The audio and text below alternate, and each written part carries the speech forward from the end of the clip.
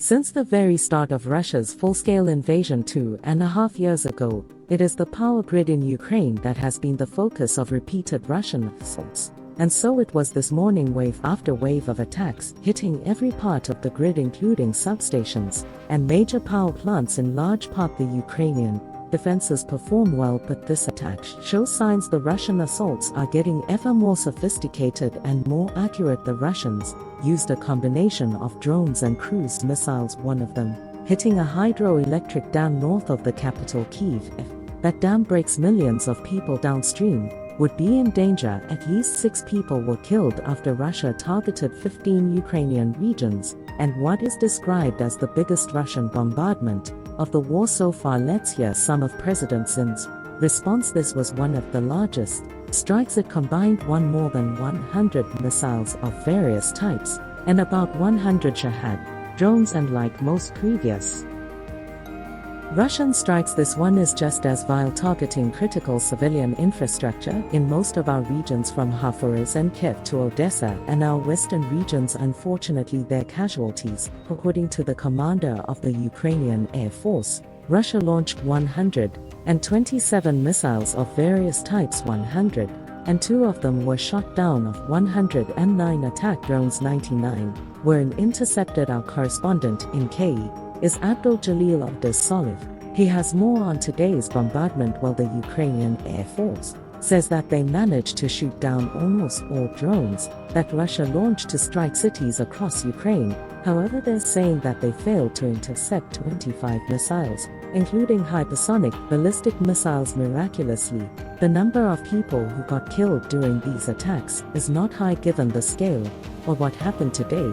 At least 6 people have been reported to be killed, but this figure may still increase. The main target of this attack was Ukraine's energy infrastructure. The hydroelectric power plant near Kyiv was damaged, and other energy facilities were targeted by Russian missiles and drones. And it seems that this attack is Moscow's another attempt to disrupt energy supplies in Ukraine ahead of the upcoming winter. Since March, they have targeted and destroyed dozens of energy facilities in Ukraine, including substations, power plants, and so on, and as a result, Ukraine lost about half of its electricity generation capacity, and today's attack will certainly make things worse for Ukraine.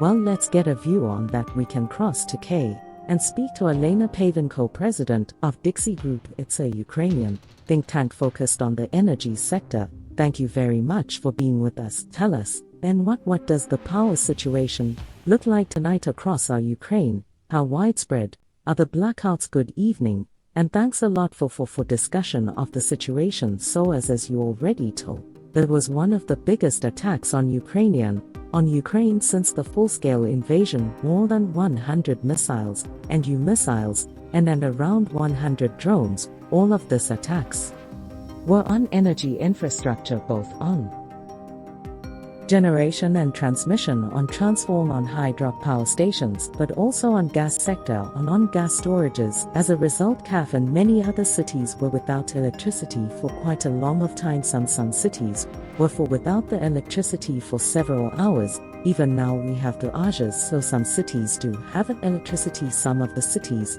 are without the electricity. The transmission system operator, the ministry, are working to restore the electricity supply, but it's still, the situation is still not very stable as of now. How effective the Ukrainians become at restoring the grid and repairing it. So our transmission system operator needs to replace a lot of transformers, which are one of the main targets of Russia, and we have to supply a lot of additional equipment from our international partners, like turbines and any other equipment which can help and replace the damaged infrastructure. So it's the speed of replacement. Is it the speed at which replacements can be found? There is a different speed of a plaque replacement. If you talk about transformers, if we have a spare part, we can do this quite fast, right? If we talk about turbines, it might take several months to find them, to bring them to Ukraine, and to replace. Well, of course, the cold weather is still some way off, but as Abdul Jalil was just telling us, half of the power generation capacity has been destroyed according to the reports from June. So what does that mean for winter? In the preparations for winter, I would say there are three factors which we should look at. One is the temperature in winter. The colder winter is the bigger problems we will have. Then the attacks, the more attacks will be on the energy infrastructure, the more again problems, and the more serious situation there will be. And as we saw today, Russia is going to target energy infrastructure further. And the third is how fast we can do with the replacement of the equipment, of the damaged equipment. And again here we need a lot of support from the international partners here. But that support is not just about replacing turbines and the kit that is needed for the GET. It's also a debate surely about how far Ukraine can go in striking at the ability to target the infrastructure. Is the debate tonight turning to how far Ukraine should go into Russia to target the missiles that are coming? Of course we have to answer more. Russia is defending the last. Russia is able to attack us, so that's the very obvious answer. We have to defend ourselves by attacking Russia as well, and they should understand what does it mean also to stay without electricity, and they should focus on their problems as well with the electricity supply. Yeah.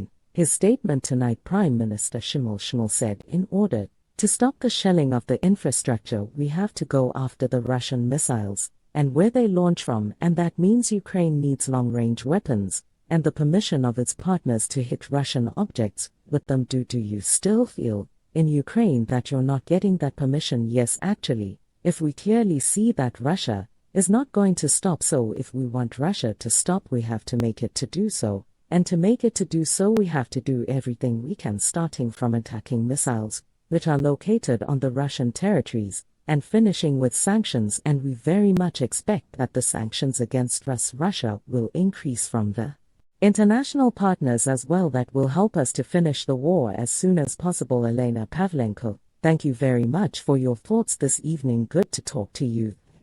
K, just a line coming from the British government condemning the cowardly Russian strikes on Ukrainian civilian infrastructure. Thanks for watching. For more updates, like, share, subscribe, and press bell icon.